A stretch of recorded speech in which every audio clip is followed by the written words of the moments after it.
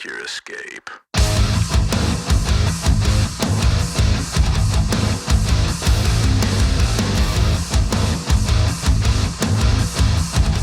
Hey, welcome back. We are glad you're here.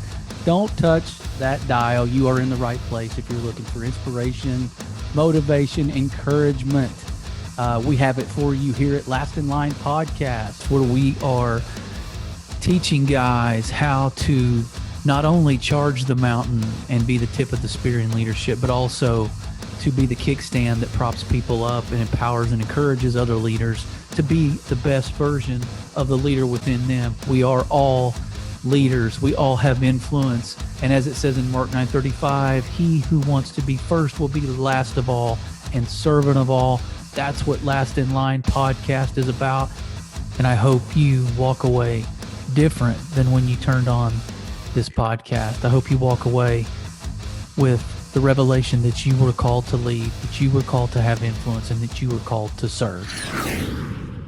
What is up, everybody? Glad you're back. Glad I'm back. Glad we're here together, back together. Hey, I've got a pretty cool episode today. If you're managing a team, coaching a team, this could apply to your kid's baseball team. This could apply to the ivory tower. If you're a corporate executive, this could apply to a sales leader in an organization. And stop me if you've heard it, but there's a couple things that I think are vital in taking your team's temperature.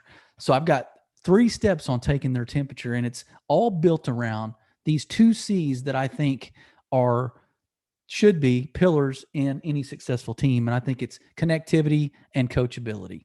I think you can take their temperature if you've dialed in on these 2 things. I've got 3 steps, 3 areas that are pretty solid recommendations. I've coached several baseball teams over the years, competitive travel teams for my children. I've coached sales teams, all the way down to 3 or 4 salespeople, but I've also run multi-million-dollar profit centers for multi-million-dollar, billion-dollar corporation, 20 salespeople at a time, give or take. And so I've been in leadership. I've discipled people at church. I've run curriculum. I've run classes for men's groups. So taking a temperature of a group of people that you're trying to guide down the field and move the chains on and, cast a vision for and then lead, these translate, I think, to all areas of life. And so the 3 steps that I'm going to give you today for taking your team's temperature, okay, it's imperative that we cover a couple of things to qualify first. So to creating cultivating connectivity within a team is vital, because of course any puzzle that's disconnected really isn't a puzzle, really doesn't paint a picture if the pieces are not connected. You got to connect these pieces. You got to get your team gelling. You got to get them firing on all cylinders, but you got to identify gifts and then place them in the right place. That's just management 101. And I know you know this, but are they in sync with each other is another thing. I wonder, are they aligned? These teammates, these cogs in the wheel, these spokes in the wheel, the people that you've put in place, the people on your roster, let's just say. I'm going to probably use a lot of sports analogies, and that's okay. And I'm not really going to apologize for that. So hopefully a lot of you guys are athletes anyway, sports fans. Most of you probably are. So, when you're building a roster out, you've identified skills, you've identified gifts, you've identified talent.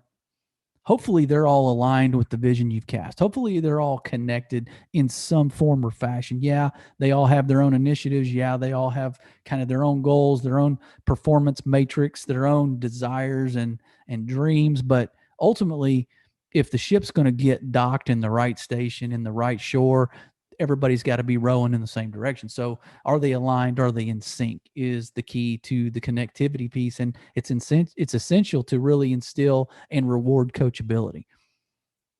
People got to be coachable, man.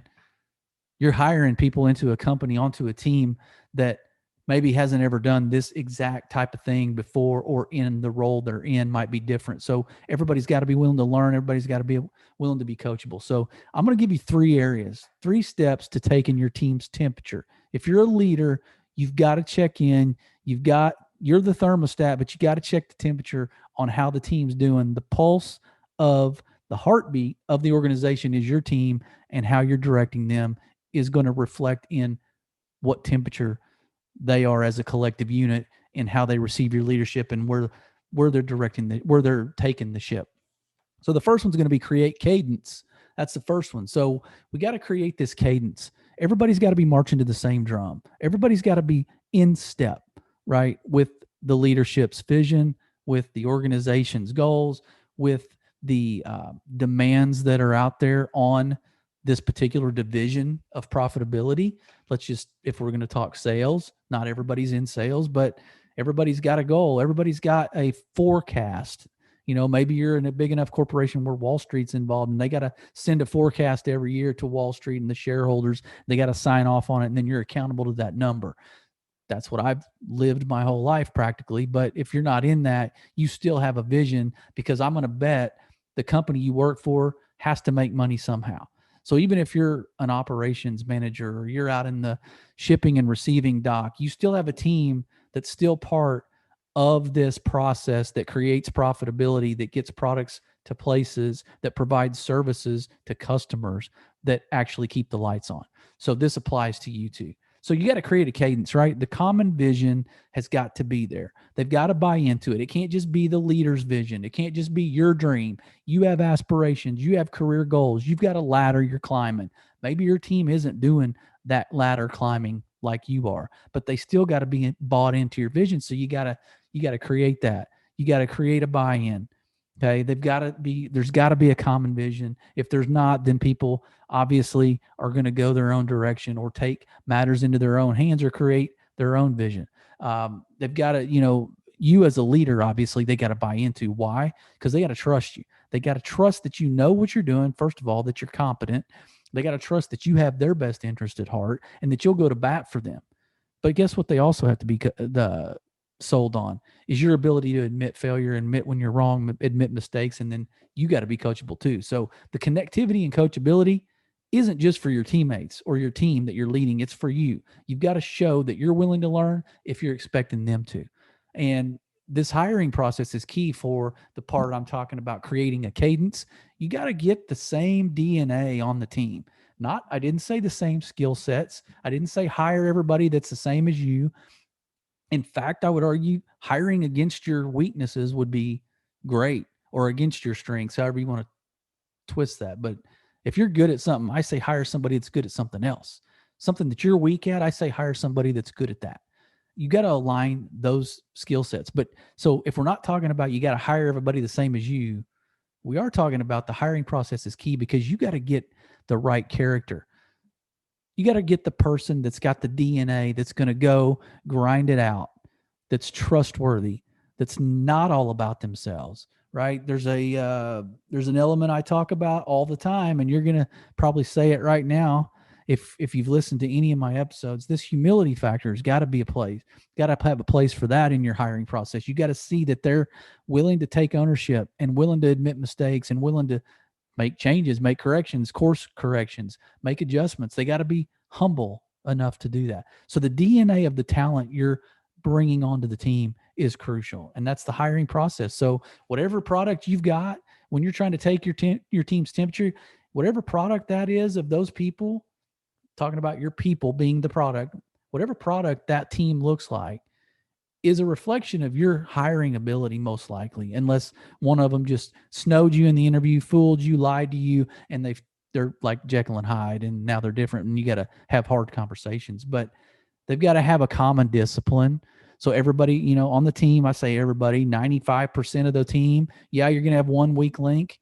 I still don't believe in the saying, well, team's only as good as their weakest link. I don't necessarily believe that. I think the 95% that are good eggs can probably drown out the noise of the bad egg. But I will say you got to get rid of that person if they're not willing to change. But anyway, there's got to be a common discipline there.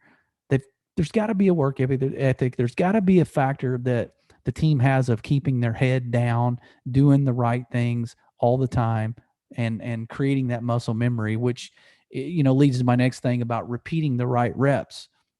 Once you've established methodology, you've established processes and strategies and practical application of the concept. Once you've established all that, you've got to make sure they're repeating these right reps. You've identified something that works. This model, the sales model, the culture, the model of operation, whatever it is in your company, you've established that that's good. It works. Repeat it. But you got to make sure that your team stays disciplined enough to keep their head down, not get distracted, not get bored, not get greedy, not get arrogant. So we got to repeat the right reps. That's how you create cadence. That's the first one. So this cadence, this rhythm, right? It's routine. It might be mundane, but you got to, if it works, we all talk about wash, rinse, repeat. Dude, if it works, keep doing it. Replicate that. And you're building leaders too along the way so that you can expand and exponentially multiply your team if you're doing it right. So the second one's going to be hone humility, right? I just mentioned humility. We're going to dive into humility. So like I said, this is connectivity and coachability on how to take your team's temperature. Those two C's are crucial. All right. So you got to hone humility. First one was create cadence. Second one's hone humility. I mean, the coachability factor right here, if they're not coachable, we really got to have some hard conversations, or we got to just kind of cut bait and move on and let them know it's just not a fit. Because that's one area that I really don't, it's non-negotiable for me. As a coach, when I had a kid who had heart and was willing to learn and be coachable, I'll take 50% of the talent of the other team we're playing and we'll beat them every time, especially in a game like baseball. They might not be the biggest, fastest, smartest, but you give me kids that have heart and you give me kids who are coachable, and we can go win championships. I can almost guarantee it. And so, do they want to improve? I mean, that's a huge thing. That's coachability 101. Do you want to get better? Do you believe you don't have all the answers? And do you believe that I have some right answers that you're willing to listen and learn from? Those are factors on whether or not they're coachable. You got to figure that out. And I know we all do these mid-year performance reviews where it's a one-on-one with your teammates or your direct reports, and or you're talking to your manager one-on-one. But this is for really leaders who can take temperature of their team right now. So if you've got people that you're directing, and you're casting vision for, then I think this is for you. So are they curious is another thing. So do they want to improve? Are they coachable? Are they curious? That's a big deal. Now, granted, that's hard to quantify sometimes. It's hard to put your finger on, but I would say that you can identify talent when they come to you and are asking a lot of really good questions. That either means they've identified a part of the process they can refine and improve on, or they've identified maybe a new niche that the team needs to explore options of creating processes around. So if that's the case, that tells me this person's innovative. That tells me they have skin in the game. They've taken ownership of their role, and that they've got higher aspirations than the role they're in right now. So do they want to learn? Are they curious? Like, those are things that you should be able to identify in your people, your talent, your roster. So that's a way to take your team's temperature, because you can identify leaders by the ones that are the most curious and the ones that are willing to learn. They may not be the most talented, but guess what? They keep asking the right questions enough times, they're going to have right answers, and their performance is going to be indicative of their curiosity and of the things, the ways they're improving. Consistency is a big deal. Like honing humility is they you've got to be consistent. It can't just be a flash in the pan. You're a salesperson and you know, had a great month, and then you kind of coasted, you kind of rested in your laurels and you coasted the next month. Well, guess what? There's going to be a reflection of that. But if you're willing to stay consistent, doing the right reps, staying humble, knowing that at any minute you can be kicked right off that mountain, your pedestal that you've put yourself on, you can get humbled real quick if you're not already humble. So that's a saying that I've heard. Coach Matt Deggs from the Louisiana Lafayette baseball team says in his book. You should go get it, by the way. It's called 15 to 28. You should get it. His story is unbelievable. Go listen to him on our podcast. a few months back, actually, earlier this year. Go check him out. But he said, a man is either humble or he's about to be humbled.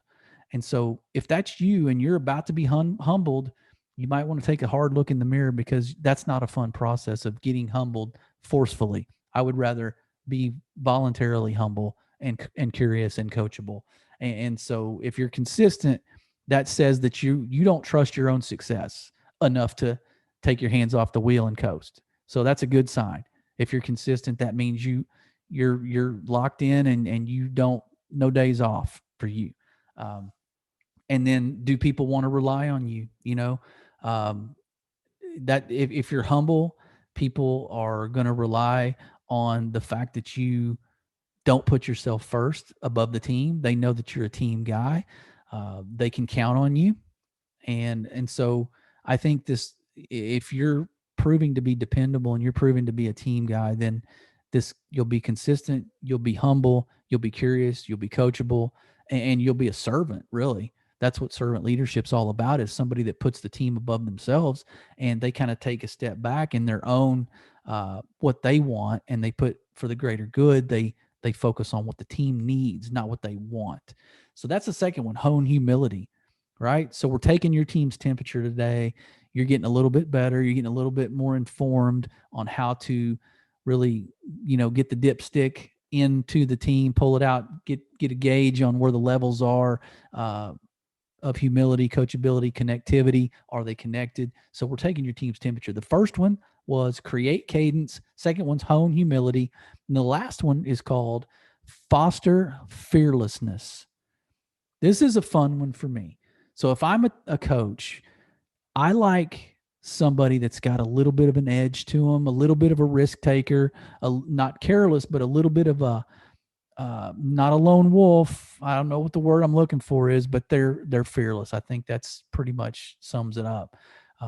And so to foster that, what you've got to identify it, and then you've got to reward the courage. You see somebody that steps out and tries something new, tries to learn it on their own without maybe taking time out of your day, or distracting other team members. They take the initiative to go learn it. Maybe they fail. I still think you reward that courage. I think we go in and we assess where we took some careless risks, and then we assess where you took some bold steps that could have worked if you would have maybe tweaked this a little bit. In baseball, if I had a kid that was, I don't know, one of the faster kids on the team, there were a group of them that didn't have to get, if you know anything about baseball, there's signs, coaches giving signs, and steal sign, bunt sign, whatever sign. But a guy gets on first and you're giving signs. But there were a select few of kids that I taught or coached that were very fast, that I told them, you don't need a sign. If you can pick up something of the pitcher, a signal that he's not going to pick you off or come over there, he's not paying attention to you, take off and take second base. So I've given them the freedom. So I like those kids that take the initiative to just take that risk, and they trust their own abilities enough to say, you know what, if there's consequences, I'll accept them and I'll own them, but I have faith in my ability enough to go step out and take that calculated risk. So I think we reward courage regardless of, failure or success, because that's a great teaching opportunity if they fail, and it's a great example for the rest of the team if they succeed. The fostering fearlessness is getting people to think outside the box. That term has been beaten to death, I know, but there is a box that sometimes we put our teammates in, or the people we lead in. We box people in based on their skill set, and we almost limit them because that's the comfort zone. That's where we feel more comfortable. We don't have to babysit when we know that let's say they're a accounting person and they're doing spreadsheets. We feel good about that. We can leave them alone and do whatever, and we don't have to worry. But let's get them thinking outside the box of either how can we create a new process that's better and more efficient, or how can I get better and maybe do this over here and maybe lead a meeting sometime, or maybe get a group of people together in my department and maybe have just an impromptu discussion. We don't need a formal email that says we have a meeting at 8 a.m. on Monday. Let's get everybody together and pick each other's brain. I think that's thinking outside the box because you're not getting paid for it. You don't have the title. So you're doing something for the good of the team. It's obvious. I think to me that deserves reward, but that's fearlessness. Like you're not afraid to step out of your role that is on your business card, finger quotes, and you're taking on something new. So there's a carelessness component to, I think, this fearlessness. We got a fine line we're walking. We got to walk that fine line of not being careless because obviously you're affecting the organization or other team members. Could be ramifications to your carelessness. So we want to refine that if we notice it. If your team is, you know, a little off, or you notice there might be some hiccups along the way that might be repetitive, you might check in and with people and be like, look, are you trying something different that's outside the scope of what we've established to be kind of a good procedure that works? Like, tell me why you tried this. Tell me why it seems a little careless. Talk to me about the reason you did. So I think that's just communication, getting that to be sort of airing out some of the dirty laundry of that mistake or that carelessness on that decision they made. I guess, it would be nice to be able to teach taking calculated risk. I don't know how you just sit down and teach. I don't know that there's a template for that, but I think you identify people's skill level and then you give them more autonomy and responsibility to maybe go rogue on a particular project, as long as it's not significant or extreme. So that's going to be that's a sliding scale. You have to determine your team is different. Everybody's different. So, but you do have to teach the calculated risk part, because I think there's a huge upside to that. If guys are stepping outside their role, maybe stepping outside their comfort zone, maybe incorporating other team members and fostering this teamwork. But that takes some courage. Like, there's fear attached to that sometimes, because you don't always get the buy-in of those folks, or everybody's fighting for the leader of that little group. It gets cliquish real quick. So we got to refine carelessness, but we also got to teach calculated risks. Maybe somebody can tell me a great, hard and fast rule template that we can have on paper that teaches calculated risk taking, other than trial and error. Because I think that really is where you have to assess what happened. Did it work? Did it not? Why or why not? So then, this other thing I used to do this all the time as a coach. So when you're fostering fearlessness, this other thing is revive the competition. I think it's healthy within a team to get competitive, of course. If we're in sales, everybody sees the rankings. You love it when your name's at the top or near the top. You don't if it's not. So there's a competition there. There's, an embarrassment factor. That's a motivator, like it or not. I don't, whatever the wokesters tell you, that everybody deserves a participation trophy, and we don't want anybody feeling, shameful or feeling embarrassed. No. Foster that competition, foster that competitiveness, because if you hired the right people, you asked them those questions and got them to give you examples in the interview process of, why are you competitive? How are you competitive? Give me examples of that, because I'm going to need that.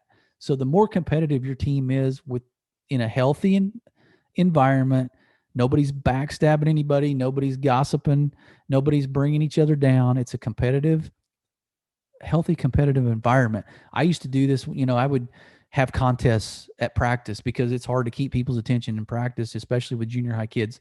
But we would have competitions, right? We would do races, relay races. We'd team up, divide them into teams. And so you just kind of get that fire stirred up, get that competitive fire, because in a team sport, of course, you want guys who are going to compete, because the other team's coming for you that week. And so they're coming to beat you down. And so if your guys aren't competitive, that's going to hurt. But, again, in business too, there's other products out there. There's other companies out there trying to do the same thing you're doing, and they would love nothing more than to destroy you.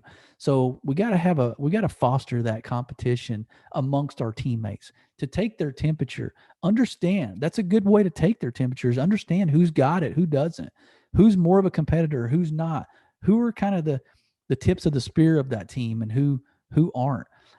It's a good way to figure that out. And then guess what? That makes performance reviews and compensation talks at the end of the year very easy for you. Hey, Joe, you didn't step up and really take the reins on this like I wanted you, like I hoped you would. You had really a limited role in this team's project. There was a competition going on. You just kind of sat over on the side and let everybody else do the work. Like that impacts how I pay you. So that's another reason that fostering this fearlessness through a competitive environment or competitive exercises or competitions that you can create incentives around, monetary, time off, whatever. But we got to revive the competition. And, iron sharpens iron. You hear that all the time. It's right out of the Bible. So, teammates are supposed to sharpen each other, pushing each other a little bit to the limits, maybe, challenging each other, challenging ideas, uh, calling people out if they're not giving their best, or if they're detrimental to the team's vision and direction. Call them out. Like we got to have, and there's a way to do it, but we can't have a team that's shy about holding each other accountable. I think iron sharpens iron. I think for sure that only impacts the organization in a positive way. So these are the ways that have worked for me in different areas of life. Uh, this might even work in raising your kids, because that's sort of your own little family team.